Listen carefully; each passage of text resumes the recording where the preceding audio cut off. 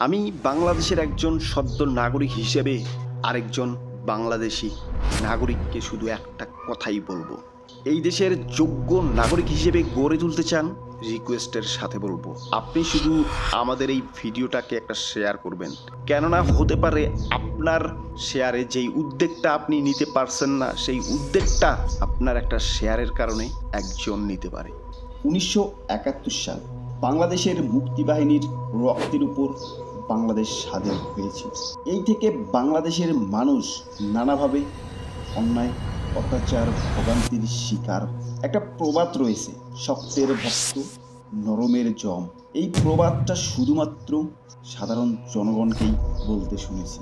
আমরা শুনি যেন শুধু মাত্র জনগণই নরম, দুর্বল, যত কিছু হবে এটা জনগণকেই ভুগতে হবে। কোনো মন্ত্রী মিনিস্টার তো কোনোদিন বলে নাই আমরা ভুক্তভোগী। ছেলে মেয়েকে যত আদর ভালোবাসা দিবেন দেখবেন সে তত গ্যাদর হয়। সেমভাবে জনগণের পক্ষ থেকে যেই দলই ক্ষমতায় আসে তারা এই দেশটাকে ইচ্ছেমতো পরিচালনা করে। কেন ভাই?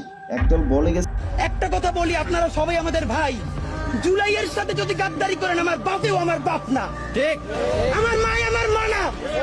জুলাই সনদ না মানলে সে যদি আমার বাপও হয় আমি তাকে মানি না, সে আমার বাপ না। সে যদি আমার মাও হয় সে আমার মা না।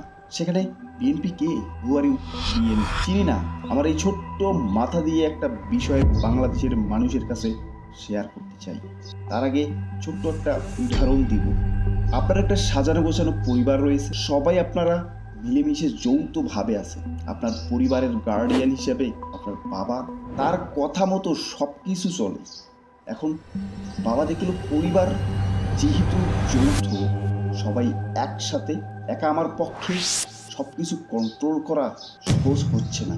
বাজার করা থেকে শুরু করে সব কিছু বাবা সিদ্ধান্ত নিয়ে 2-3 জনকে আলাদা আলাদাভাবে দায়িত্ব দিল।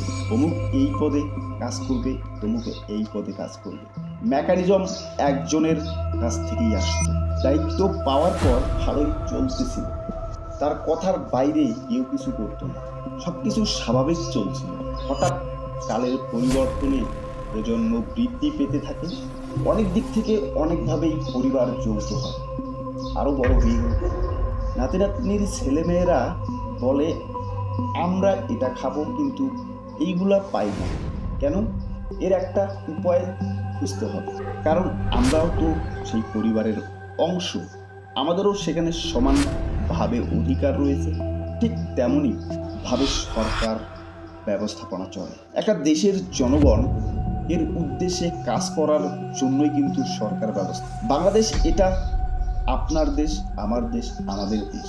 এদেশে একজন সুটবুট পরা লোকের যেরকম অধিকার রয়েছে, নিম্ন শ্রেণীর মানুষ বলা হয় যাদের, ঠিক তেমনই অধিকার তাদেরও রয়েছে। এদেশের প্রশাসনিক ভবন চলে আপনার টাকায়, সরকারি অফিস চলে আপনার টাকা, এই বাংলাদেশের সংসদ চলে আপনার টাকায়। যেখানে সব কিছুই আপনার টাকায় চলতেছে, সেখানে কিছু সরকার ট্যাগের প্রতিটি স্তর চলে আপনার টাকায়। আপনি টাকা কেন দেন? যাতে আপনার জানমালের নিরাপত্তা নিশ্চিত হয়, যাতে বেঁচে থাকতে আপনার চলার পথে কোনো সমস্যা না হয়, সহজেই যাতে সব কিছু আপনি পেয়ে যান। জনগণ সেটা কি আদৌ পান আপনারা? দুঃখের সাথে এটাই বলতে হয়, গোলামের হাতে মুনিবের মৃত্যু। যাদের বিলাসী জীবনযাপনের জন্য টাকা দিয়ে যাচ্ছেন তাদের কাছে আপনাদের সাধারণ জনগণের সম্মান কোথায়? এর চেয়েও কুত্তাকে বেশি সম্মান করে মানুষ। রাস্তাঘাটে প্রশাসন জনগণকে মানুষই মনে করে না, যেন সরকার ট্যাক্স পাওয়া, এই ট্যাক্স পাওয়া এটা ভুলেই গেছে। আমার মাসের শেষে টাকাটা কোথা থেকে আসে এটা তারা ভুলে গেছে যে জনগণই তো দেয়। তারা ভেবে ফেলেছে সরকার দেয়, তাই মানুষের সাথে সরকারের কথায় যেখানে গু খেতে বলা হয় তারা সেখানেই সম্মান তাদের করে যারা বড় বড় পদে। এটা ভুলে গেছে তার সেই ওপরের পিতাকে এই জনগণই বসায় রাখছে। একজনকে রাস্তায় হেনস্থা করার সময় বিবেক কোথায় থাকে? নিজেকে নিয়ে এত লাফালাফি করার কিছু নাই। বাংলাদেশ শহীদ প্রেসিডেন্ট জিয়াউর রহমানের বাপদাদার ছিল না, শেখ মুজিবুর রহমানেরও বাপদাদার ছিল না, খালেদা জিয়ারও বাপদাদার ছিল না, শেখ হাসিনারও বাপদাদার ছিল না এই বাংলাদেশ। বাংলাদেশ তারেক জিয়ারও বাপদাদার না। বাংলাদেশ 20 কোটি জনগণের বাংলাদেশ। সেই বাংলাদেশের জনগণ কি পাচ্ছে আপনাদের কাছ থেকে? বাংলাদেশের দায়িত্ব দিয়ে মাসিক বেতনভুক্ত কর্মচারী হিসেবে মালিক বানায়নি। মালিক দাবি করবে সাধারণ জনগণ। 20 কোটি মানুষ কর্মচারী হয়ে মালিকের সাথে কেমন আচরণ করতে হয় এটা ক্ষমতা পেয়েই ভুলে যায়। এটা ভুলে গিয়েছিল বলেই হাসিনাকে আজ এই পরিস্থিতিতে পালিয়ে যেতে হয়েছে। চোখের সামনে দেখেও লজ্জা হয় না? একই পথের পথিক হতে চান। জনগণ এটা হতে দেবে না। সাধারণ জনগণকে তাদের সম্মান ফিরে পেতে করণীয় কি? বাংলাদেশের আনাচে কানাচে থাকা প্রত্যেকটা মানুষের নিকট আহ্বান জানাচ্ছি, মাথা উঁচু করে বাঁচতে হলে, নিজের সম্মান রক্ষা করতে হলে জনসংগঠন গড়ে তুলতে হবে। আপনাদের সংগঠন হবে জনগণের জন্য, সরকারের বিরোধ। সংগঠনের উদ্দেশ্যই আমরা জনগণ সকল ক্ষমতার উৎস। ক্ষমতা যাকেই দিব তাদের ন্যায় অন্যায় নিয়ে কাজ করা। বাংলাদেশের অলিতে গলিতে, টেকনাফ থেকে তেঁতুলিয়া প্রত্যেকটা গ্রামে গ্রামে সংগঠন করতে হবে। এই সংগঠন চলবে জনসাধারণের নিজ মতামতে, না কোনো দলের কথায় চলবে, না কোনো ব্যক্তি স্বার্থের হাসিলে চলবে। সরকারের ভুল ধরতে পারলেই সাধারণ জনতা আশার আলো দেখতে পারবে, তাছাড়া কোনোভাবেই সম্ভব। যতদিন থাকবে ততদিন এই সংগঠন জনগণের হয়ে কাজ করবে। এই সংগঠন কখনোই রাজনৈতিকভাবে জড়াতে পারবে না। এই সংগঠনের মূল লক্ষ্যই সরকারের দায়িত্ব দিব, ভালো করলে বাহবা দিব, খারাপ করলে উচ্ছেদ করব। এই সংগঠনে থাকবে দিনমজুর, রিক্সাওয়ালা, কৃষক, শ্রমিক, বিভিন্ন শ্রেণী পেশার মানুষ। জীবিকার তাগিদে পরিবারের জন্য লড়বে, সাথে দেশকে রক্ষা করবে। এই দেশকে ব্যক্তির স্বার্থে ভোগ করতে দেওয়া হবে না, এটা মূল লক্ষ্য থাকবে। এখন আসি, সংগঠনের খরচ চলবে কেমনি? নিজ নিজ দায়িত্বে চলবে খরচ। বর্তমান সময়ে 10 টাকা দিয়ে একটা সিগারেট কিনে টানতে কারো সমস্যা হবে। ধরে নেবেন এই সংগঠনে যুক্ত হলে একটা সিগারেট কম টানব, তবুও মাথা উঁচু করে নিজে বাঁচবো, এই দেশের মানুষকে বাঁচাবো। 100 জন এই সংগঠনে 100 জন সদস্য হলে 10 টাকা করে 1000 টাকা সংগঠন চালাতে 1000 টাকার প্রয়োজন হয় না। সেই সংগঠন থেকে মানুষকে সাহায্য করুন, নিজের আমলনামা ভারী করবেন।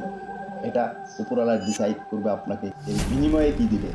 ভালো এবং মহৎ উদ্যোগ নিতে কেউ আপনাকে জবরদস্তি করবে না, বরং এটার দায়িত্ব আপনার নিজে থেকেই নিতে হবে। আর এটা শুধুমাত্র এই তরুণ সমাজকেই নিতে হবে। এটা একমাত্র তরুণ প্রজন্মের দ্বারাই সম্ভব। অন্যায় দেখলে এক ডাকে এই সংগঠন জাতির জন্য ঝাঁপিয়ে পড়বে। এই সংগঠনের নিজের লাভ শুধু একটাই, সিংহের মতো বাঁচো, বিড়ালের মতো জীবনযাপন করার চেয়ে ভেবে দেখুন সিংহের মতো কিভাবে বাঁচা যায়। একটা কথা মাথায় রাখবেন, বর্তমান আধুনিক টেকনোলজির যুগ। এই যুগে আপনার চিন্তাধারা যদি চলে যাওয়া প্রজন্মের মতো হয়, যদি আপনিও একই ভুল করেন, তাহলে তাদের আর আপনার মধ্যে পার্থক্যটা কি? মানুষের ভালোবাসা পাওয়ার আনন্দটা মিস করবেন। আপনি শুধু উদ্যোগ নেন, বাকিটা দেখবেন সাথের সদস্যরাই সিস্টেম তৈরি করবে। বাংলাদেশে 20 কোটি জনগণ, এর মধ্যে 5000 জন দেশের কথা ভেবে, মানুষকে দেশের কথা ভেবে, সাধারণ মানুষের কথা ভেবে একবার উদ্যোগ নিতে পারেন, তাহলে এই 5000 সংগঠন থেকে 1000 জন লোক যদি সাড়া দেয়, তাহলে কত লক্ষ মানুষ হয়। আর তবে বাংলাদেশের মানুষকে সরকার ত্যাগীধারী যারা মানুষকে মানুষ মনে করে না, তারা সঠিক দিকটা বুঝতে পারবে যে আমাদের মাস শেষে স্যালারিটা কে দেয়। আপনাদের মতামত কমেন্ট সেকশনে তুলে ধরতে ভুল করবেন না। সংগঠনের জন্য প্রস্তুতি নেওয়া গেলে কমেন্টে অবশ্যই আমাদের সাথে থাকতে চ্যানেলটাকে সাবস্ক্রাইব